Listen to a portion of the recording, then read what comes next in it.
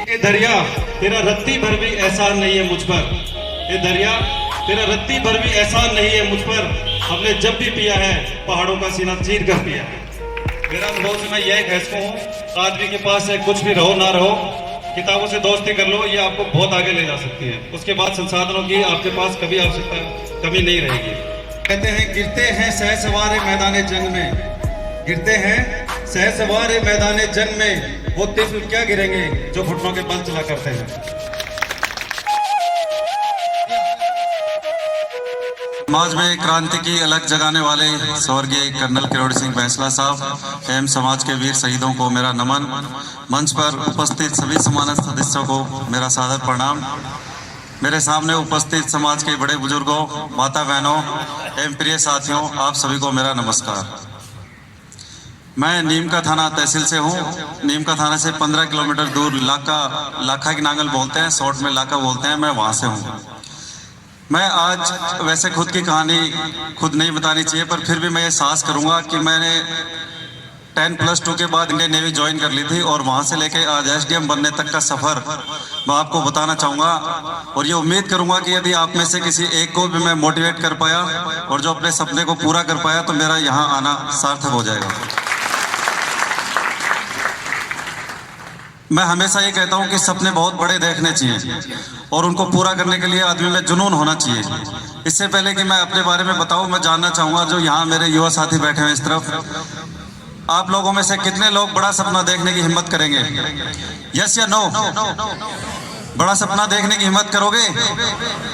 मजा नहीं आया, गुजरा का टापरा मत तो दोस्तों, मजा वाली बात को नहीं। यस और नो? यस और नो? हाँ, आपकी बार धमाड़ी बात है। तो अभी मैं बताऊं कि मैं गांव में पढ़े हो 12वीं तक बिल्कुल हिंदी मीडियम में मैंने पढ़ाई की थी। जैसे मेरी 12वीं कक्षा मैंने पास की, उसके बाद मैंने इंडियन नेवी ज्वाइन कर ली आर्टिफिशियर अप्रेंटिस के रूप में। इंडियन नेवी में मैंने 8 साल सर्विस की और वहाँ रहते हुए मैंने ऑफिसर्स बनने के लिए प्रयास किए। तो मेरा assistant commandant border security force में मेरा सिलेक्शन हो गया। तो मैंने 8 साल के बाद इंडियन नेवी ज्वाइन कर ली और उसके बाद मैं सिविल सर्विसेज की तैयारी में लग गया। इसके पीछे का रीज़न ये था कि जब मैं 7th क्लास में था तब मैंने एक सपना देखा था कि मुझे एक दिन प्रशासनिक अधिकारी बनना है। तो 10+2 तक तो पता नहीं था कि कैसे बनते हैं और उस समय परिवार की आर्थिक स्थिति उतनी अच्छी नहीं थी। तो सबसे बेस्ट ऑप्शन ये था कि जो भी अपनी साइड का जो भी टावर है तो वो नेवी और एयरफोर्स ज्वाइन कर ले। तो मैं भी बी लाइन पर गया और इंडियन नेवी ज्वाइन कर लियो। जब 3 से 4 साल सर्विस हो गई तो उसके बाद वो सपना है वो कुरेदने लगा कि मैं यहाँ आ गया और मुझे बनना था प्रशासनिक अधिकारी। तो वहाँ भी सर्विस काफ़ी अच्छी थी, बहुत अच्छी अपॉर्चुनिटी भी मिली, सीखने को बहुत कुछ मिला, लेकिन मेरा सपना था प्रशासनिक अधिकारी बनने का। तो मैंने उसी दिशा में प्रयास कर दिया। इग्नो से मैंने नॉर्मल डिस्टेंस एजुकेशन के थ्रू BA किया, उसके बाद MA कर लिया। और जैसे ही मैं असिस्टेंट कमांडेंट के लिए बाहर आया तो मैंने वो ज्वाइन नहीं किया और सिविल सर्विसेज की तैयारी में लग गया। उसके बाद कंटिन्यू RS की तैयारी की। पिछले RS 2016 में मेरा सोशल जस्टिस डिपार्टमेंट में, जिसको RS अलाइड बोलते हैं, उसमें सिलेक्शन हुआ था और इस बार मेरा प्रॉपर SDM में सिलेक्शन हो गया। फिलहाल हम OTS में ट्रेनिंग कर रहे हैं, बाकी साथी अधिकारी भी। 30 जून तक हमारी ट्रेनिंग है, उसके बाद हम फील्ड में पोस्टिंग जाएंगे। अब मैंने अपने ये जो लक्ष्य था, जो डिसाइड किया मैंने, उसको प्राप्त करने में जिस चीज़ों ने मेरा साथ दिया मैं वो सब आपके सामने बताना चाहूँगा।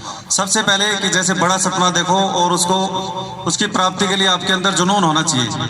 उसके बाद चीज़ें अपने आप आपके फेवर में आने लग जाती हैं। मैं छोटे छोटे एग्जाम्पल से आपको बताऊंगा कि कैसे कैसे मुझे लोगों से हेल्प मिली और जहाँ मैंने उम्मीद भी नहीं की थी, लेकिन मेरे दिमाग में ये टारगेट था कि मुझे बनना है तो बनना है।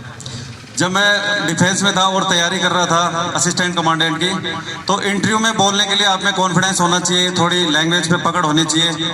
तो धीरे धीरे मेरे को एक ऑफिसर ने गाइड किया कि यदि आप रियली में ऑफिसर बनना चाहते हो तो सिर्फ सपना देखने से नहीं, उसके लिए काबिल बनना पड़ेगा। ऑफिसर बनने के लिए जो चीज़ चाहिए वो आपको सीखनी पड़ेगी। यदि आपको इंग्लिश नहीं आती है तो इंग्लिश सीखो, आपको बोलने में डर लग रहा है तो सामने जाके बोलना सीखो।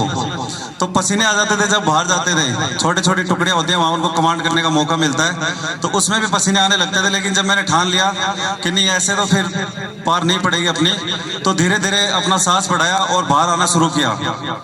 तो एक दिन मैं हिंदी पखवाड़ा हो रहा था, उसमें स्पीच दे रहा था। पहले मैं बहुत अच्छी तैयारी करके गया, शानदार स्पीच दिया और उसमें मुझे फर्स्ट अवार्ड मिला।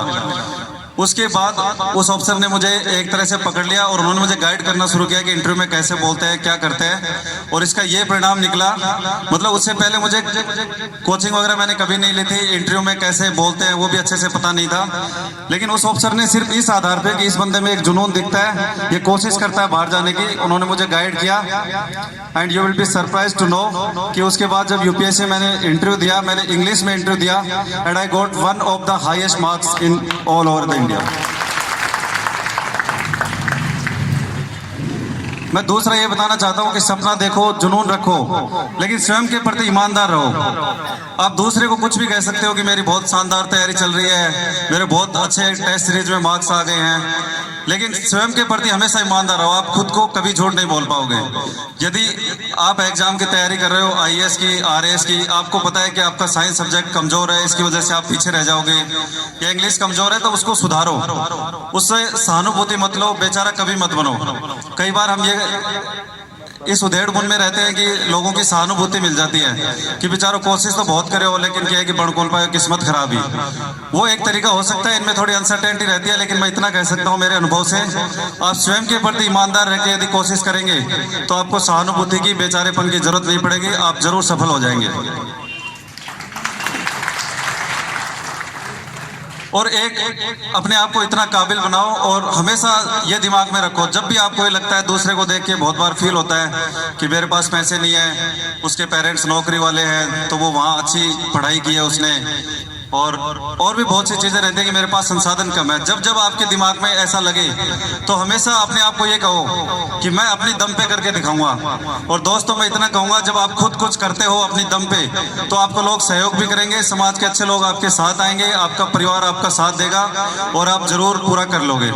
इसलिए एक शायरी कहना चाहूंगा कि जब भी आप लक्ष्य को प्रति समर्पित हो जाओ तो दिमाग में रखो, जैसे हम समुद्र से कहते हैं पानी के लिए कि ए दरिया तेरा रत्ती भर भी एहसान नहीं है मुझ पर, ए दरिया तेरा रत्ती भर भी एहसान नहीं है मुझ पर, हमने जब भी पिया है पहाड़ों का सीना चीर कर पिया है। अब मैं यहाँ बैठे समाज के बड़े बुजुर्गों से थोड़ी देर बात करना चाहूँगा कि जब भी हम प्रशासनिक सेवाओं की तैयारी करते हैं तो ये टफ कंपटीशन रहता है, थोड़ा प्रोसेस लेंथी है, थोड़ा समय लग जाता है, तो कई बार ये हो जाता है कि उन पर बहुत दबाव बढ़ने लगता है, तो पेरेंट्स की उस समय सबसे ज़्यादा जरूरत पड़ती है। यदि आप उनके साथ रहते हो तो जो भी जेन्युइन कैंडिडेट है, ईमानदारी से तैयारी कर रहा है, वो पक्का सफल होता है। यदि आप उन पर अनावश्यक दबाव डालेंगे तो मैं इतना कहूँगा कि इससे नुकसान ही होगा। इसलिए हमेशा ये ध्यान रखो कि जो तैयारी करेगा तो एक दो बार फेल हो सकता है, क्योंकि कहते हैं गिरते हैं सहसवारे मैदाने जंग में, गिरते हैं सहसवारे मैदाने जंग में, वो तिफल क्या गिरेंगे जो घुटनों के बल चला करते हैं। और जो मेरी सेकंड अपील है पेरेंट्स से, वो ये है कि जैसे कर्नल भैंसला साहब की जो जीवनी है, उसी से प्रेरणा लेके आप चाहे दहेज में कम दे दो, ब्याह में कम कर दो, डसोटन वगैरह में कम खर्चो कर दो, लेकिन टाबरा की एजुकेशन में पूरा योगदान करो। थार से जत्तो वहस का है, थारी कैपेसिटी है, भी से भी ज्यादा करवा की कोशिश करो। मेरा अनुभव से मैं यह कहता हूँ, आदमी के पास चाहे कुछ भी रहो ना रहो, किताबों से दोस्ती कर लो, ये आपको बहुत आगे ले जा सकती है। उसके बाद संसाधनों की आपके पास कभी आवश्यकता कमी नहीं रहेगी। अब मैं जहाँ पे जाता हूँ मैं एक शायरी हमेशा बोलता हूँ, उसी से आज फिनिश करना चाहूँगा। मैं उसको फॉलो भी करता हूँ, मेरी डायरी के फर्स्ट पेज पे हमेशा लिखता हूँ, और जिसको भी कहता हूँ मैं यही कहना चाहता हूँ कि काबिल बनो, उसके बाद ईश्वर, समाज, अच्छे व्यक्ति सब आपका हमेशा सहयोग करेंगे। वो है खुद ही को कर बुलंद इतना, खुद ही को कर बुलंद इतना कि हर तकदीर से पहले खुदा बंदे से खुद पूछे, बता तेरी रजा क्या है, बता तेरी रजा क्या है। शुक्रिया, थैंक यू, बहुत बहुत धन्यवाद।